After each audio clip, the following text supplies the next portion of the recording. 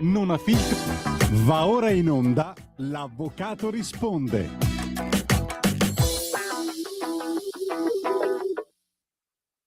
Eccoci, buonasera da Massimo Leonardi in diretta L'Avvocato risponde. Sono oggi collegato in streaming. Abbiamo avuto un maltempo incredibile a Milano e impegni che ci hanno, diciamo così, messo in condizione di non riuscire ad arrivare per la trasmissione, quindi ci colleghiamo in diretta. Chiaramente sono qua nel mio studio. Poi nella seconda parte si collegherà anche l'Avvocato Collovati, che in questo momento probabilmente ci sta seguendo, ma è impegnata anche lei con impegni professionali, e quindi riusciamo come sempre a fare la nostra puntata dell'Avvocato Rispondo. Ben trovati a tutti, innanzitutto, ben sintonizzati. Vi lascio il numero di telefono, come sempre, prima cosa, per chiamarci: 0292 94 7222, lo ripeto, 029294 7222, WhatsApp 340 670 9659 per chiamarci in diretta, farmi domande, e soprattutto potete poi anche, oltre che sentirci alla radio, anche vederci in streaming sui canali di Radio Libertà. Quindi basta che digitate su internet Radio Libertà Ascoltaci e vedrete lo sottoscritto che vi parla, e lo vedrete pure col collegamento, appunto, audio-video. Ecco, questa puntata di Radio Libertà è stata un pochettino cambiata come temi, diciamo, che affronteremo. In questa prima parte volevamo parlarvi di quella che è una malpractice medica, oppure degli errori medici, perché dovete sapere che è uscita in questi giorni un'importante sentenza che vado a, diciamo, leggervi secondo gli estremi tribunali di Roma, del 23 settembre 2025, e che poi è stata confermata recentemente da una Cassazione. In merito a cosa? In merito a un tema molto importante, che è la responsabilità medica. Poco fa mi ha chiamato una persona che mi ha appunto chiamato perché voleva sapere se noi ci occupavamo di responsabilità medica. Io lo faccio da tanti anni, sia per quanto concerne la cosiddetta malpractice medica, quindi ho sia preso difese di medici che sono stati vittima di attacchi da parte di pazienti che li accusavano di aver compiuto determinati errori, sia ho difeso determinati clienti in sede civile che sono stati vittima di errori medici. Quindi ho usato entrambi il cappello, no? Sia dalla parte di chi è un operatore sanitario, sia dalla parte di chi accusa l'operatore sanitario. Quindi è una tematica molto importante, una tematica molto delicata, e in tema di responsabilità è stato sancito il principio secondo il quale la casa medica in cui viene operato il soggetto, se non è l'ospedale pubblico, risponde sempre per danni causati dal medico, anche se il sanitario non è dipendente. Questo è un principio che ormai, diciamo, sancito e certificato, cristallizzato la Cassazione, che lo ha definito come un principio ormai inderogabile. Lo ribadiamo: quindi la responsabilità della casa di cura nei confronti del paziente, quindi nei confronti del soggetto che è operato, ha natura contrattuale, e quindi può seguire quanto concerne l'articolo 1218 in tema di, appunto, responsabilità. Quindi cosa dice praticamente? L'adempimento e l'inadempimento della prestazione medico-professionale svolta direttamente al sanitario quale suo ausiliario è sempre collegato alla struttura sanitaria, pur in assenza di un rapporto di lavoro subordinato. Quindi succede spesso che nelle case di cura, quelle private convenzionate, operano dei medici cosiddetti a partita IVA, non sono assunti dalla casa di cura, ma sono professionisti che operano nella di cura attraverso un contratto, non attraverso un rapporto di lavoro. Bene, nonostante ciò, la casa di cura è responsabile chiaramente e ugualmente di eventuali danni causati da questi medici.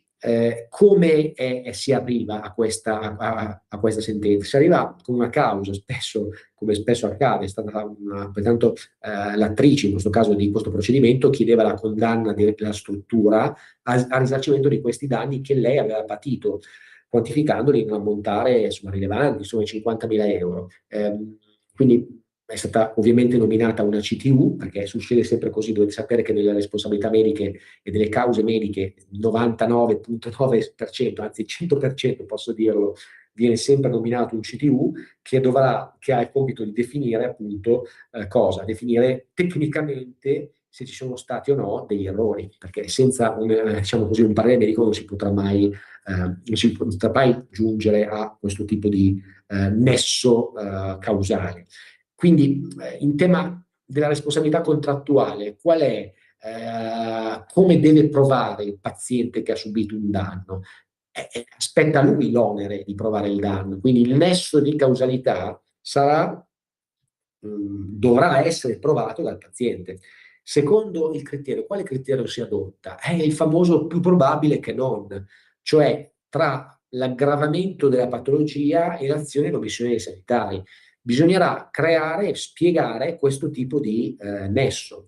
Quindi, quando il danneggiato ha, diciamo così, spiegato la correlazione, no, tra la sua peggioramento e l'azione del medico, allora avrà compiuto il suo dovere procedimentale in questo caso e aspetterà alla casa di cura evidentemente contestare il contrario, ovvero che l'operatore sanitario ha agito secondo i protocolli, secondo quanto era, diciamo così, richiesto in simili fattispecie. Quindi la famosa esistenza del nesso causale, ok?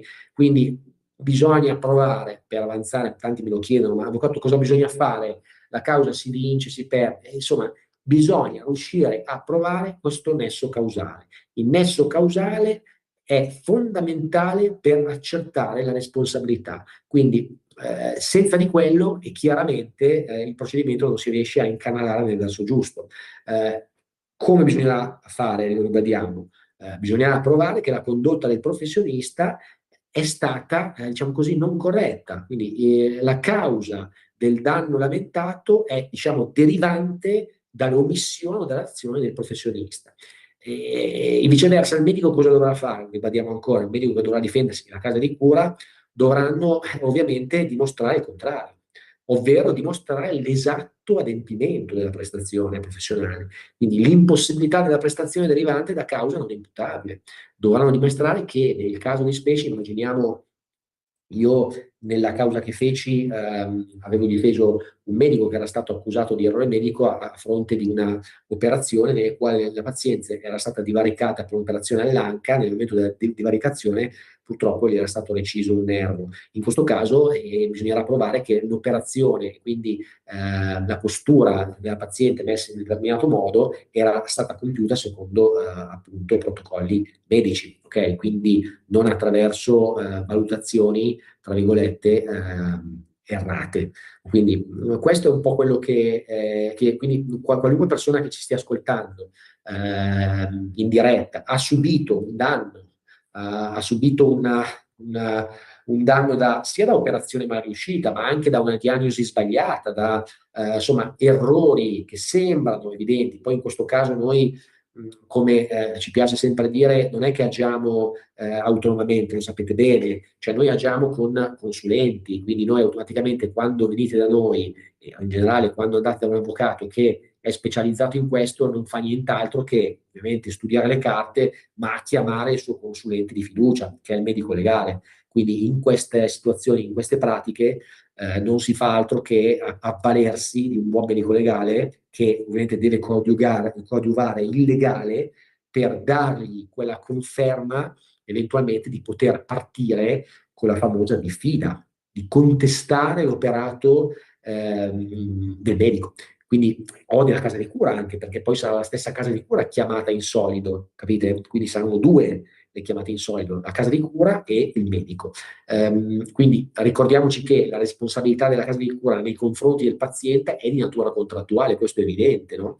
E quindi può anche diciamo, sviscerarsi anche come inadempimento delle obbligazioni, quindi ex articolo 1218. Quindi, e questo perché? Perché ovviamente il paziente quando è operato stipula un contratto con la casa di riposo, casa di cura, scusate, e a sua volta la casa di cura ha un rapporto contrattuale col medico professionista che svolge la propria attività. Quindi c'è tutta questa serie di collegamenti. Con questa serie di collegamenti, appunto, come ho detto, la casa di cura non riesce a esimersi da non essere chiamata in causa. Quindi, però, ovviamente, previa verifica rigorosa di questa colpa, evidentemente, che deve essere provata processualmente. Quindi attraverso anche la condotta del personale sanitario. Quindi la famosa equipe medica, no? Che ricordiamo che è chiamata in solido, nel senso che se il primario sbaglia è chiamato anche l'operatore secondario o il terzo operatore, qualora lo stesso non provi che avrebbe potuto agire in modo che non avrebbe potuto agire in modo diverso, quindi che ha adottato tutti i protocolli e tutto quanto era previsto in una situazione analoga. Quindi questo è quello che è chiaro che il principio è che il debitore deve sopportare il rischio che l'operato doloso colposo dei suoi ausiliari, a prescindere dallo sforzo dei agenti impiegati. Questa è un po' la tesi della sentenza, ovvero è chiaro che non può in alcun modo togliersi dalla responsabilità derivante dal fatto che era ovviamente la tesi difensiva, derivante dal fatto che mancava un rapporto contrattuale. No, cioè non c'entra questo, non c'entra perché come abbiamo detto, entra comunque in gioco l'aspetto contrattuale, l'aspetto di collaborazione, che comunque coinvolge, fa sì che la casa di cura sia coinvolta. Voglio dare il numero di telefono per chiamarci, mi farebbe molto piacere sentirvi anche su temi diversi da questo, su temi che possono essere di ogni specie, sempre riferiti al diritto, questioni legate a testamenti, contratti, insomma, se qualcuno avesse un dubbio me lo può tranquillamente dire al telefono. Noi, come diciamo spesso, abbiamo degli in scaletta, ma voglio dire, non è che le persone che chiamano devono per forza farci domande su quell'argomento, possono anche spaziare e chiederci altro e noi siamo in grado di rispondervi. Quindi, come lo diciamo ancora, cosa facciamo in questi casi quando ci arriva una pratica o arriva una pratica e se qualcuno fosse vittima di questo tipo di problema, cosa deve fare? Passo per passo cerco di spiegarvi cosa bisogna fare, cosa dovete fare. Allora, innanzitutto dovete essere abbastanza repentini, nel senso che, mi spiego, fatto e causata questo danno che potreste aver subito a causa di un errore medico, è chiaro che dovreste accertarlo evidentemente con un vostro professionista, ovvero è chiaro che immaginiamo che la guarigione, un intervento alla spalla, facciamo un esempio di un caso che feci io, un intervento alla spalla ma riuscito, evidentemente se a seguito dell'operazione, dopo il decorso canonico dei 3, 4, 5, 6 mesi di riabilitazione, ovviamente l'arto non entra, non guarisce, c'è una prima supposizione del fatto che ci possa essere stato un errore medico, ma non basta chiaramente. Allora a questo punto come fare? Innanzitutto fare un accesso agli atti e chiedere tutto il fascicolo sanitario, proprio una cosa, perché bisogna darsi e prendersi tutta la documentazione necessaria per analizzarlo. Con quello, ovviamente, cosa si fa? Si va a contattare un legale, perché, tra virgolette, senza un medico e senza un legale non si riesce a fare nulla. Quindi, o già autonomamente si può fare una visita specialistica da un proprio medico di fiducia, che ripeto, però potrà darvi solo un'analisi tecnica. Se è un problema ortopedico, chiaro che sarà fondamentale avere in prima istanza una certificazione di un ortopedico che attesta che c'è questo danno, ok? Come? Attraverso una perizia dello specialista. Questa perizia però non è sufficiente, perché poi una volta che contattate l'avvocato dovrà correlare questa perizia insieme alla perizia medico-legale da parte di un medico legale che è diverso dall'ortopedico, quindi un medico legale che dovrà verificare la certificazione del specialista e attestare i famosi punti di invalidità permanente, se mai avreste subito un danno. Attestati questi punti di invalidità, a quel punto siamo certi che c'è questo tipo di danno e nel frattempo ovviamente si può avanzare la famosa diffida da trasmettere a chi? Alla casa di cura, al medico e all'equipe medica. Perché voi con l'accesso agli atti sapete già chi era l'equipe medica, chi era l'anestesista e tutto. Una volta appunto stesa questa diffida, la si manda e ovviamente poi si instaura tutto quel procedimento di trattativa, no, con la casa di cura, perché poi evidentemente gli avvocati della casa di cura e dei medici contatteranno il vostro avvocato che appunto con il quale si instaurerà questa fase negoziale, diciamo, no, intermedia, si spera risolutiva, perché la tendenza è quella di chiaramente chiudere queste cause stragiudizialmente, quindi prima ancora che ci sia l'azione di una causa, perché sarebbe un tempo molto rilevante che si può evitare e si spera di evitare. Però chiaramente ci deve essere un'offerta, no? Un'offerta congrua. Senza l'offerta congrua capite bene che non si riesce a chiudere. Proprio ieri feci un appuntamento con un cliente e abbiamo detto al cliente, noi speriamo di chiudere, non è una responsabilità medica, ma era una responsabilità contrattuale, quindi molto connesso dal punto di vista del nostro intervento. E quindi al nostro cliente abbiamo detto, c'è la possibilità di chiuderla stragiudizialmente se arriva una proposta, perché se non arriva la proposta, sapete bene che quando, lo dico sempre ai miei clienti, una di quelle frasi che io ripeto sempre quando per chiudere una trattativa ci deve essere l'incrocio esatto tra domanda e offerta, ci devono incrociare. Se io chiedo 10 e dall'altra parte mi danno 0, capite che la trattativa non incomincia neanche. Se invece la mia pretesa è 10 e mi offrono 2, 3 all'inizio, c'è la possibilità magari di poter avanzare, magari da 3 si sale a 5, sapete un po', non essere, sono tattiche anche quelle, le trattative vanno fatte con calma, c'è tutta una tattica e diciamo, una fase molto delicata, no? Anche in questo caso. Quindi capite bene che allora ci sono le prospettive per tentare di chiudere questa fase stragiudiziale positivamente, perché a quel punto viene risarcito il paziente che ha subito il danno, ha attestato evidentemente che c'è stato questo danno, l'assicurazione spesso e quasi sempre entra in gioco, perché ricordiamoci che tutti i professionisti, questo non l'ho detto ma è fondamentale, sono assicurati, quindi chiaramente nel momento che noi e che voi manterrete la diffida con il vostro legale, loro trasmetteranno la diffida alla compagnia assicurativa. Quindi c'è questo schermo diciamo così, tanto mi stanno chiamando al telefono, non so che numero sia, risponderò dopo. E quindi automaticamente, ripeto, c'è la sicurezza che possa esserci un'offerta congrua che possa far sì che si possa chiudere questa procedura. Quindi mai dire mai, cioè, nel senso, per mia statistica personale sono più le volte che ho chiuso in via stragiudiziale che in via giudiziale, quindi, ed è l'auspicio che tutti si fanno, perché evidentemente voglio dire, se si riesce a evitare una causa che dura anni, si può anche rinunciare a qualcosa, perché anche in questo caso, come diciamo sempre alle persone che assistiamo, è chiaro che ciascuno delle due deve rinunciare a qualcosa. Se la chiudi subito hai i soldi subito, eviti questa agonia perché la causa dura anni, in questa fase in cui non hai nulla, non hai magari una previsionale, il giudice non ti concede una previsionale, non hai un incasso immediato di eventuali danni, c'è il rischio sempre di soccombenza, di insomma, qualsiasi cosa. Quindi è chiaro che una chiusura di una controversia, potenzialmente controversia, non ancora controversia, in fase pregiudiziale, stragiudiziale è sempre positiva, qualora l'importo sia ovviamente soddisfacente. Quindi questo è un po' quello che è in generale quella che è la responsabilità e come un legale diciamo così, si interfaccia in situazioni di questo tipo. No? Un legale, se è esperto di questa materia, più o meno vi dirà le cose che ho detto io, poi ognuno ha la sua magari caratteristica, no, di modo di lavorare, però più o meno il modus operandi è quello che vi ho detto, diffida, richiesta di risarcimento danni e tutto quanto. Quindi questo è un po' questa fase che noi chiamiamo fase stragiudiziale.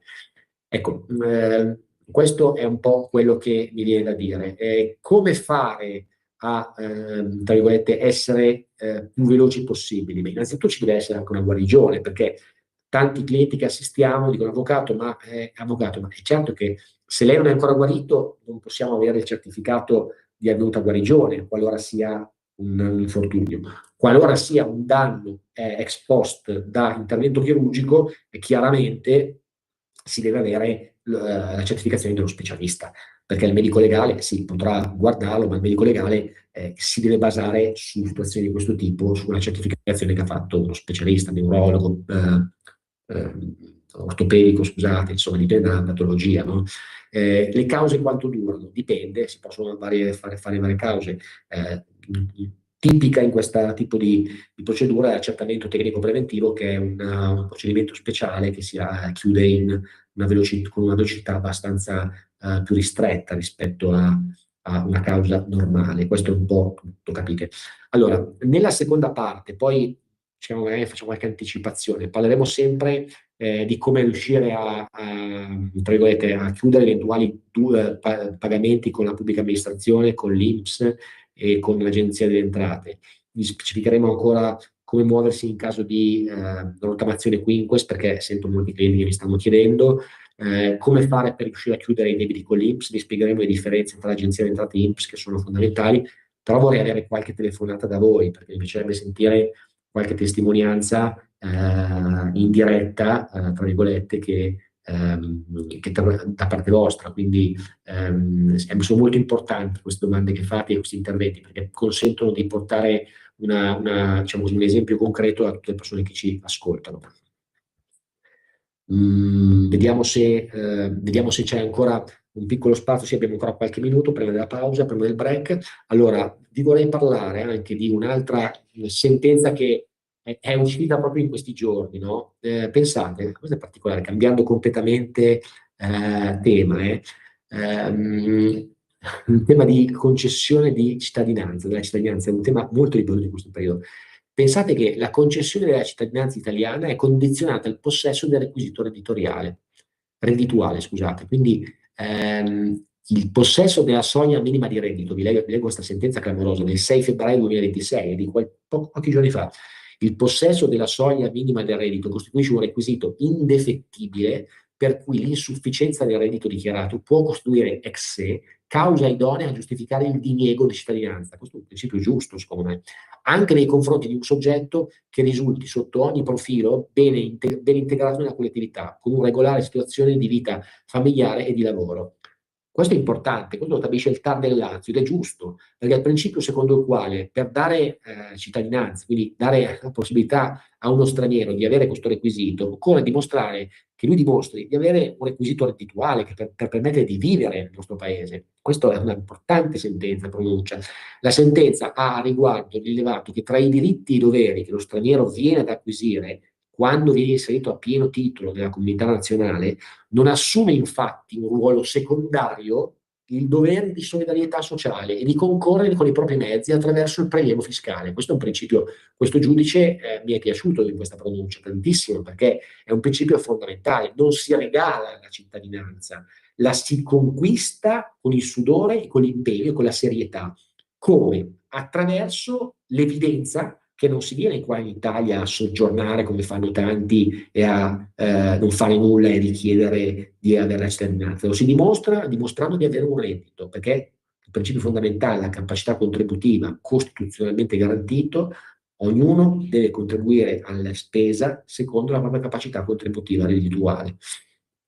In tale prospettiva, guardate bene la sentenza come viene motivata bene, la verifica dell'amministrazione in ordine ai mezzi di sostentamento non è soltanto funzionale a soddisfare le primarie esigenze di sicurezza pubblica, non basta solo dimostrare che è fondamentale per la sicurezza pubblica, considerata la naturale propensione a deviare dal soggetto sfornito di adeguata capacità contrattuale, ma è anche funzionale all'accertamento del presupposto necessario a che il soggetto sia poi in grado, state bene a sentire come l'ha motivata bene, in grado di assolvere ai doveri di solidarietà sociale, in modo da concorrere con i propri mezzi, attraverso il prelievo fiscale, quello che vi ho detto, a finanziare la spesa pubblica funzionale, all'erogazione dei servizi pubblici. Certo, perché se uno è cittadino del nostro paese, gode di tutti i privilegi che dà il nostro paese a uno cittadino italiano, tra cui quello della sanità praticamente gratuita. Quindi non è pensabile che noi concediamo la cittadinanza a un soggetto senza che ci sia una verifica rigorosa sul fatto che lui non è venuto qua per usufruire della cittadinanza italiana, per farsi curare, senza neanche pagare un euro di tasse, evadere e magari dichiararsi impossidente quando in realtà non lo è. Il requisito della verifica reddituale deve in particolare riguardare non solo il triennio precedente alla richiesta di concessione, va oltre questa sentenza, ma anche il periodo successivo, in quanto lo straniero deve dimostrare di possedere una certa stabilità e continuità. Vediamo se adesso c'è la pausa, tra poco, io sto guardando la chat di Natalia, ma abbiamo ancora un minuto a partire da adesso e poi andiamo in pausa, così finisco di leggere questa sentenza. E ecco, quindi vedete come va avanti, no? Sviscerata. Per quanto riguarda la soglia minima di reddito, poi chiudo, l'amministrazione ha ritenuto di fissare ex ante dei parametri minimi indefettibili. Quali sono? Fino a 8.000 euro incrementato a 11.000 euro.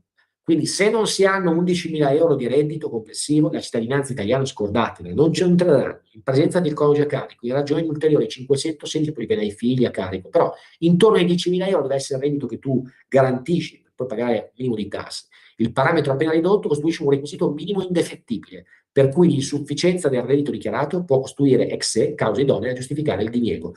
Facciamo una pausa e ci vediamo fra un minutino quando si collegherà anche l'avvocato Collovati. Stai ascoltando Radio Libertà. la tua voce libera, senza filtri né censura. La tua radio.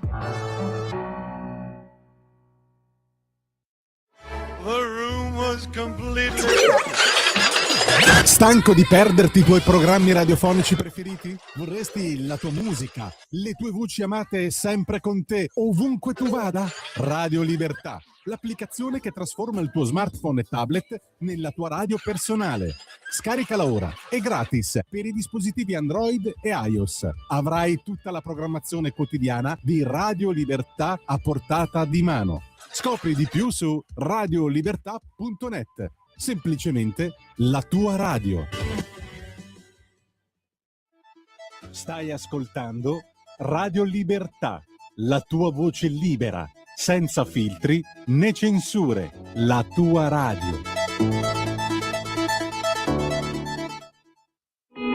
In quanti ti promettono trasparenza, ma alla fine ti ritrovi sempre con la bocca chiusa e non puoi dire quello che pensi. Radio Libertà non ha filtri né censure, ascolta la gente e parla come la gente. In quanti ti promettono trasparenza, ma alla fine ti ritrovi sempre con la bocca chiusa e non puoi dire quello che pensi? Radio Libertà non ha filtri né censure, ascolta la gente e parla come la gente. Stai ascoltando Radio Libertà. la tua voce libera, senza filtri né censura. La tua radio.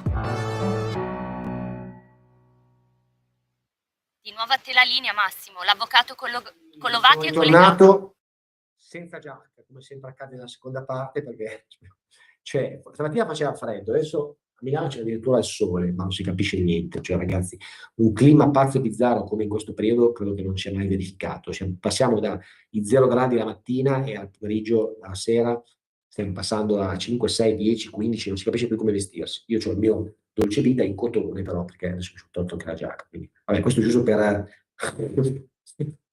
dirmi.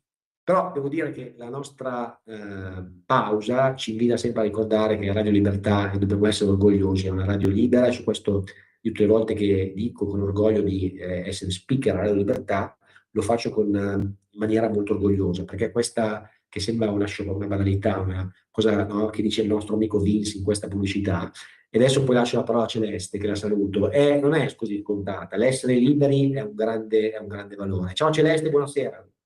Ciao, buonasera a tutti, ciao.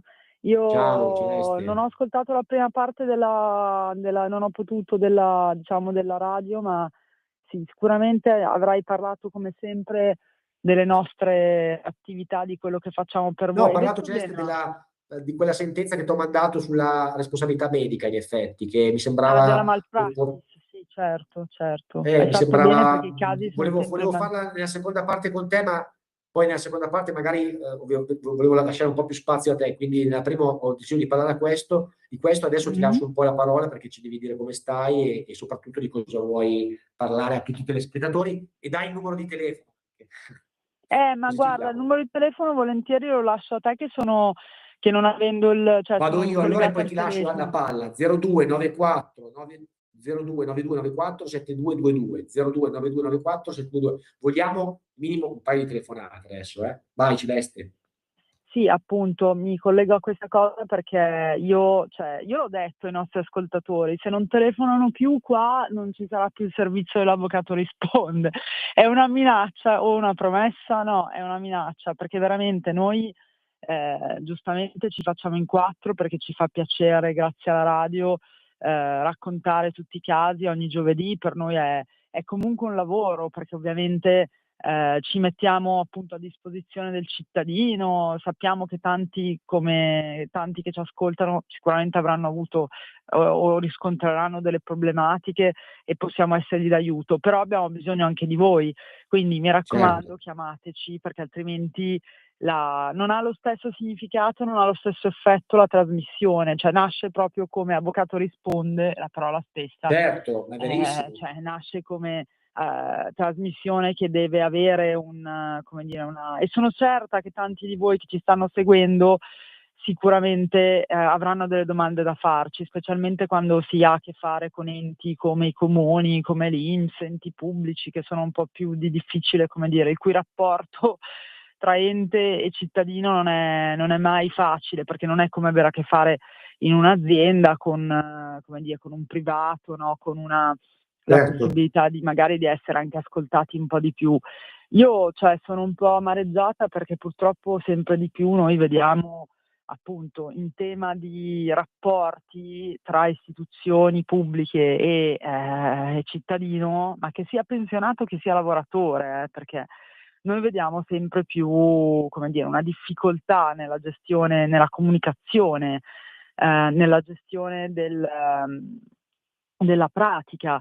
Quando abbiamo a che fare con l'INPS è ovvio che intanto noi dobbiamo riferirci alla sede territorialmente competente, quindi non me ne vengono a dire scrivi a questo, costui, no, si scrive alla sede competente territorialmente. Poi chiaramente sono loro che a seconda della competenza o della loro organizzazione interna, che io non posso conoscere perché è un'organizzazione, un organigramma loro interno, possono poi riferirsi a un altro ufficio, passano la pratica all'ufficio di Verona piuttosto che all'ufficio di...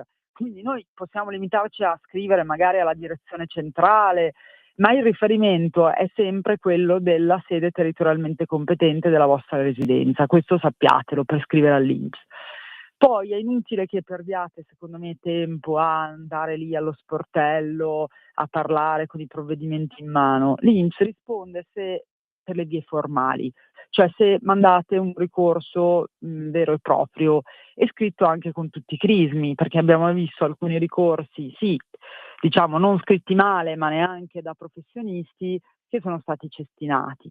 Quindi Certo. il mio suggerimento è non perdere tempo, recarsi subito da un professionista, da un avvocato esperto, possibilmente che appunto queste cose le conosca, queste vertenze, che possa dall'inizio occuparsi della vostra pratica amministrativa in questo caso, poi eventualmente un giudizio, appunto sin dall'origine, dall'inizio, in modo tale che ci sia una continuità anche negli atti, nei ricorsi.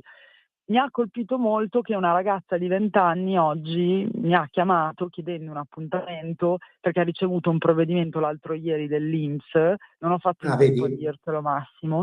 Sì, tra l'altro molto sveglia, perché praticamente è uno di quei casi in cui le viene chiesta indietro tutta la NASPI, cosa che invece come ultimamente, forse ne ho anche già parlato in questa sede, chiaramente chi prende la NASPI, la prestazione assistenziale per chi è disoccupato e si è stato licenziato, allora la legge vuole che non debba reimpiegarsi, non possa reimpiegarsi in un nuovo lavoro.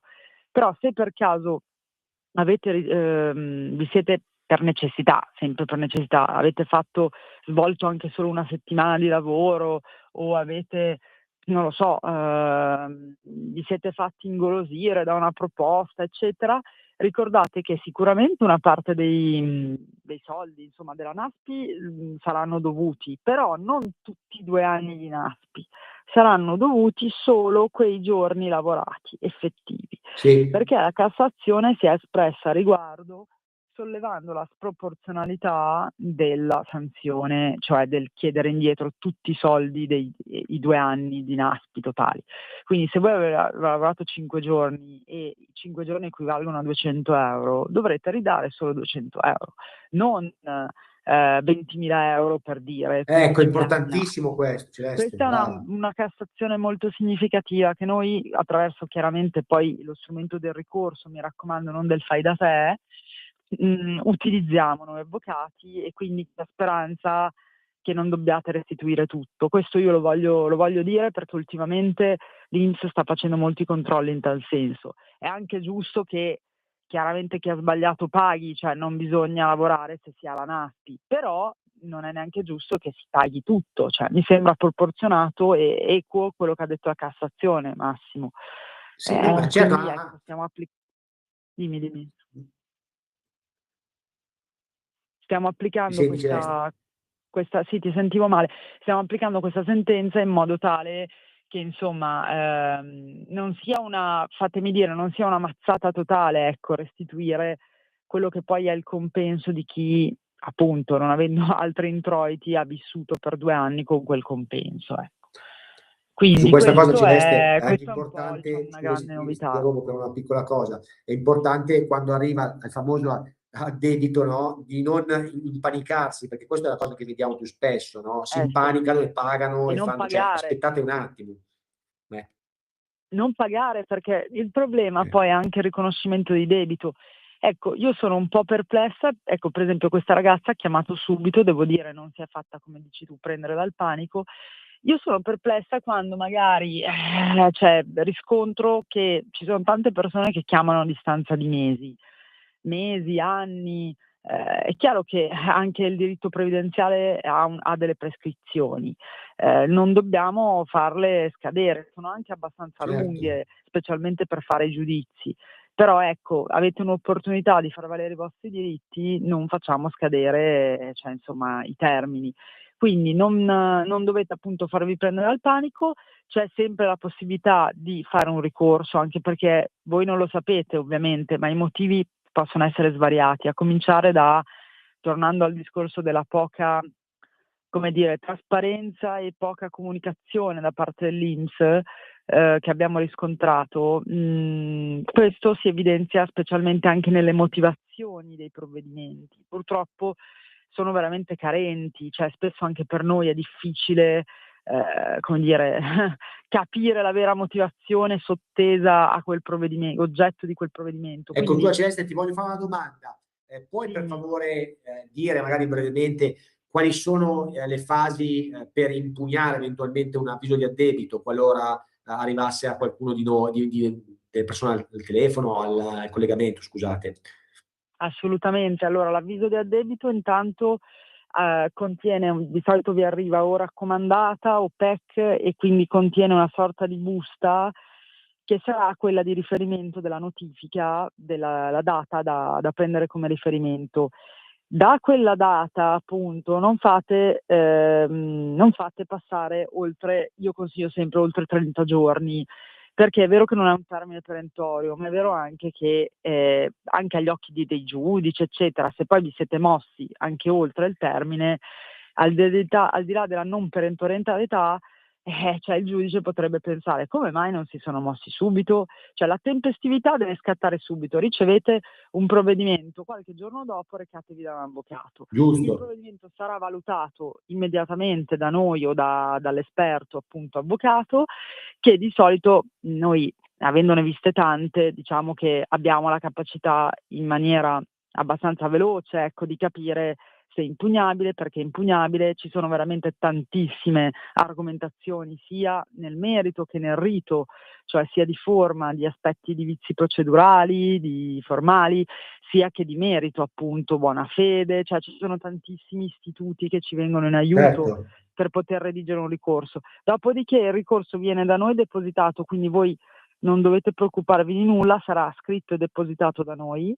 A quel punto si attendono generalmente 90 giorni, quindi 3 mesi, per una risposta dell'INPS che, attenzione, voglio specificare che non è una risposta obbligatoria per legge, potrebbe anche non rispondere l'INPS. Noi cerchiamo sempre di fare in modo di avere una risposta, o sollecitando allo scadere dei 30 giorni l'ente. Ci rendiamo conto che purtroppo spesso superano i 30 giorni e la risposta magari arriva anche dopo, è arrivata anche dopo 4, 5, 6 mesi. In base alla risposta sarà poi nostra cura consigliarvi se appunto procedere con un giudizio, se per caso è rigettata, è ricorso, o a quel punto invece chiedere una rateizzazione e chiaramente ecco, anche in quel caso interveniamo noi, perché attraverso delle modalità chiaramente di cui siamo edotti noi, possiamo chiedere il massimo delle rate possibili e quindi insomma avere una rateizzazione molto lata. Altrimenti si va in giudizio e il Tribunale del Lavoro, quindi il giudice anche in quel caso del luogo di residenza del pensionato o del contribuente, sarà appunto deputato a occuparsi della causa. Sono cause molto veloci, tutto viene provato in prima udienza con il ricorso introduttivo. Poi chiaramente bisogna quindi inserire testimoni, tutto quello che si ha a disposizione. Certo. Chiaramente poi la causa può durare qualche mese, poi dipende dai tribunali, però sicuramente non è che finisce tutto in qualche settimana. Ci sono un po' di mesi per avere 1 o 2 o 3 udienze. Attenzione, non è escluso che si possa anche chiudere in prima udienza per volere proprio del giudice che chiede di fare un accordo, perché io su questa cosa insisterò sempre. Cioè, Sì, non dovete brava. avere paura delle cause dei tribunali. Ultimamente il trend, ma sempre di più, posso dire dalla mia esperienza, ogni anno che passa, c'è sempre più questa tendenza, ma anche dei giudici, a voler chiudere il prima possibile le cause, a proporre delle conciliazioni che in questo caso saranno giudiziali, nel senso che avvengono in giudizio, però comunque che chiudono la vicenda prima di arrivare a una sentenza. Questo è assolutamente positivo, cioè perché chiaramente accorcia i tempi, consente anche a voi di spendere meno, perché perlomeno parlo per noi, per il nostro studio, noi facciamo comunque anche pagamenti a fasi, pagamenti rateali, per cui è chiaro che se non si arriva fino in fondo, fino alla sentenza, non si pagherà l'intera somma della causa.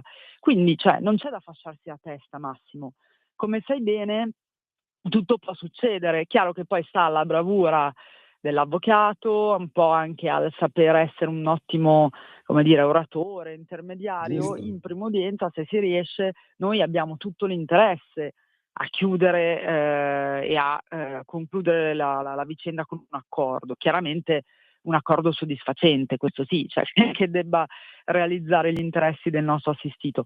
Però ecco, la tendenza è proprio questa, cioè fare le vertenze, non esasperarle, non portarle fino alle sentenze, ma farle appunto farle chiudere in via stragiudiziale o comunque il prima possibile. Con l'INPS la nostra esperienza insegna che, ahimè, aggiungo un ahimè, però purtroppo è così, che a volte serve andare in giudizio, perché chiaramente un conto è il ricorso amministrativo, che ricordiamolo però è obbligatorio, condizione di procedibilità, un conto è andare davanti a un giudice, cioè abbiamo notato che comunque in quel caso l'ente si Però, muove scusa un po' Cele, di volevo più. anche dirti su questo, perché volevo anche spiegare bene anche la problematica che ha l'INPS da questo punto Chiaro. di vista, è una problematica rilevante. Mi ricorda un po' la riforma della separazione delle carriere, ovviamente interpretata in modo diverso, ma ve lo spiego. Quando fate un ricorso all'INPS, cioè è sempre l'INPS che analizza il ricorso, poi è questo comitato che loro Sì, è un comitato fanno credere che sia processuale. un comitato completamente esterno, però chiaramente il ricorso che fate, insomma, viene letto e diciamo deciso sempre da chi vi accusa, per usare un linguaggio comprensibile, che non è un linguaggio corretto, No, ma per far certo. capire alle persone che ci ascoltano. Cioè, quindi a volte tendono a non chiuderlo per questa ragione, perché evidentemente Chiaro. hanno la voglia, la pretesa di andare avanti, di insistere con le proprie tesi. Giusto, Celeste? Condivido, è così. Noi in base alla nostra esperienza questo lo abbiamo capito.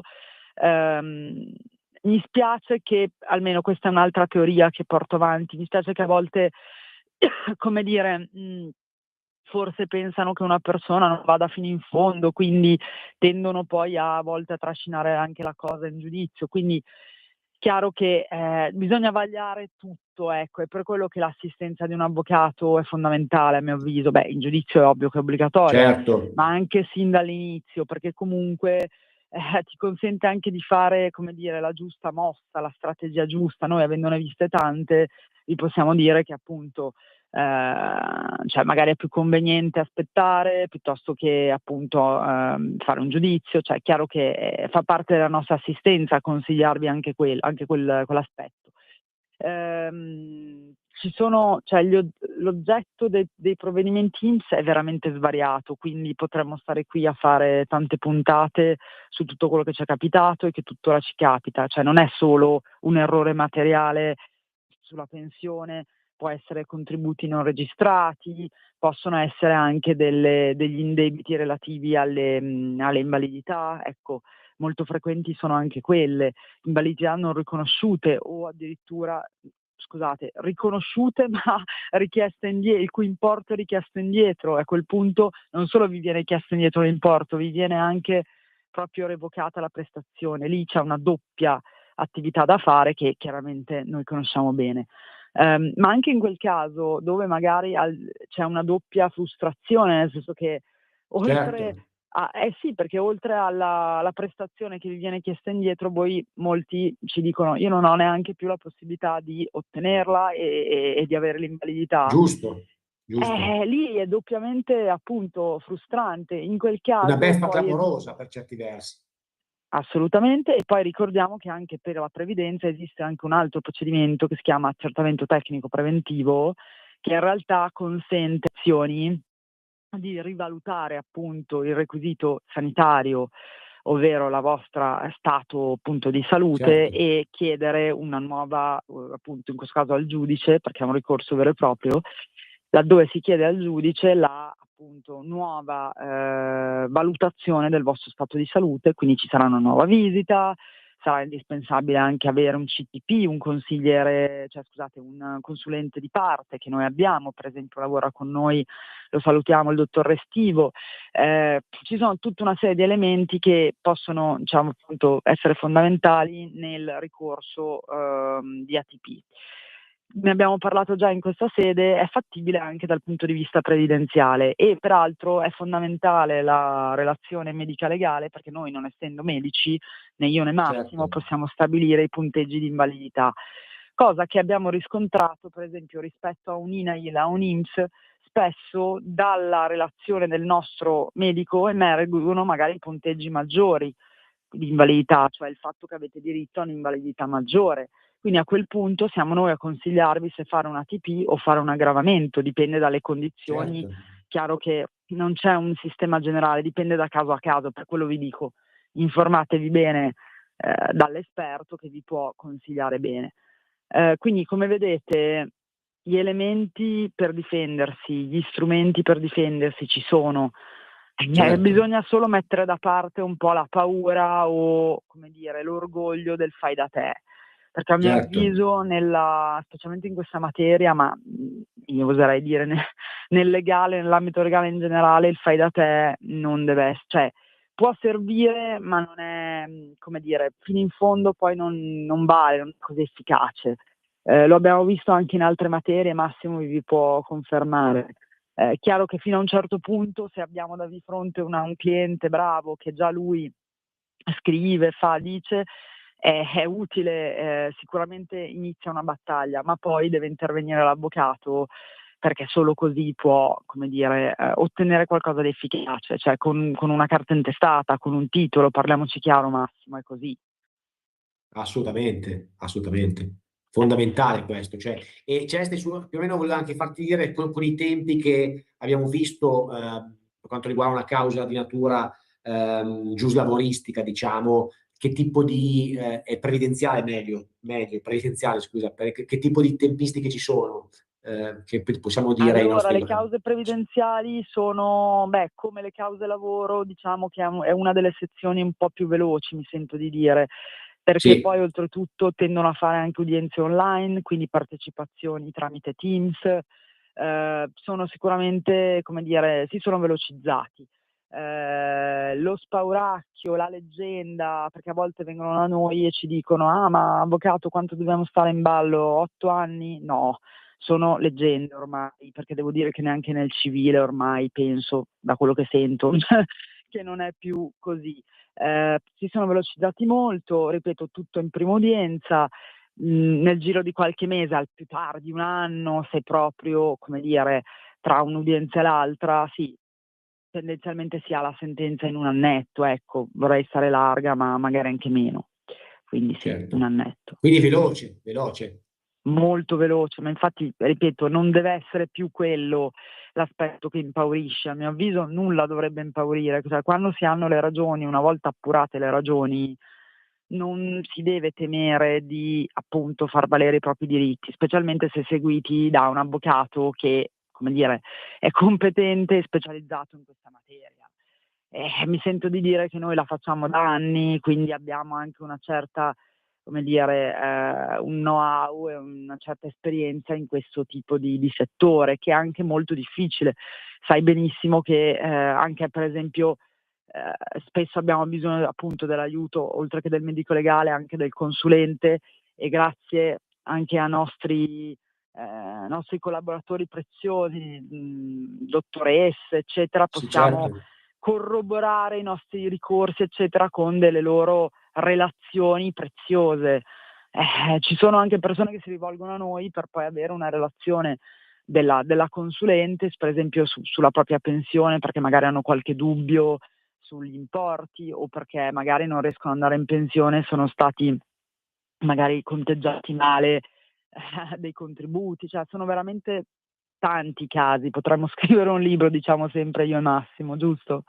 Cioè, assolutamente sì, ci abbiamo avuto dei casi, casistiche Ed innumerevoli, è solo quindi la previdenza, poi per tutto il resto ecco, abbiamo... però ecco, un altro consiglio che mi sento di dare agli ascoltatori: fidatevi sempre da chi è operativo, cioè nel senso, mi spiego meglio, poi ci sono avvocati sicuramente bravissimi e anche tecnicamente straordinari, però è importante che oltre a questo ci sia una praticità che spesse volte vediamo che magari un pochettino manca. Quindi accuratevi sempre di scegliere un professionista che sia effettivamente anche veloce e, diciamo, pratico nel fare queste attività La preliminari che sono tempestività, la velocità fondamentali. fa la differenza, l'abbiamo notato assolutamente. Quindi quello che posso dire è che sia io che Massimo e tutti i collaboratori del nostro studio sicuramente si distinguono per velocità. Io e Massimo abbiamo proprio la capacità di anche essere, come dire, reperibili, anche per... È Sì, chiaro che si possono avere dubbi, chiarimenti, perché comunque la materia non è la vostra, quindi è anche normale chiedere spiegazioni. Noi di solito rispondiamo abbastanza velocemente e soprattutto prendiamo in mano la questione velocemente, perché con l'INPS, quando dico INPS poi ovviamente mi riferisco anche alle casse private, perché abbiamo anche, ovviamente, certo, ci certo, occupiamo anche di quello. Fa la differenza, sì, la tempestività e il non scrivere dopo, mesi dopo, eccetera, fa la differenza, sì, anche per avere una assolutamente. risposta chiara, eccetera, sì, sì. Quindi spero di aver infuso un po' di coraggio nei nostri ascoltatori. Beh, sì, anche perché voglio dire, c'è molta gente che è sconfortata. Noi, come diciamo sempre, i problemi vanno risolti quando ci sono, non prima ancora che si manifestino. Quindi a volte vediamo questo Però sconforto un po' Massimo, per troppo risolverli devono anche affrettato, venire dal scusate. professionista e far vedere le carte, perché altrimenti rimangono lì. E spesso magari noi abbiamo visto anche persone che si sono trovate anche a fare delle scelte difficili di vita, magari perché l'INPS gli chiedeva indietro 80.000 euro, perché purtroppo non c'è limite ai Certo, a quantitativi delle richieste. richieste, e hanno dovuto fare magari anche scelte diverse. E invece grazie a noi, o comunque a un ricorso fatto bene, hanno potuto annullare il debito, ecco. Quindi Quindi mai mai perdere perdere la la speranza, speranza, ma è la verità. Cioè, nel senso, non mai dovete perdere la mai... speranza. bisogna lottare per conquistarsi a volte la vittoria. Ecco, non ci sono vittorie No, non facili, non dare ci neanche per sono... scontato, perché sai, su internet si leggono tantissime, ovviamente, cose. Non si può fare un art attack, come dico io, un copia e Certo. incolla di sentenze, eccetera. Bisogna anche scrivere le cose giuste.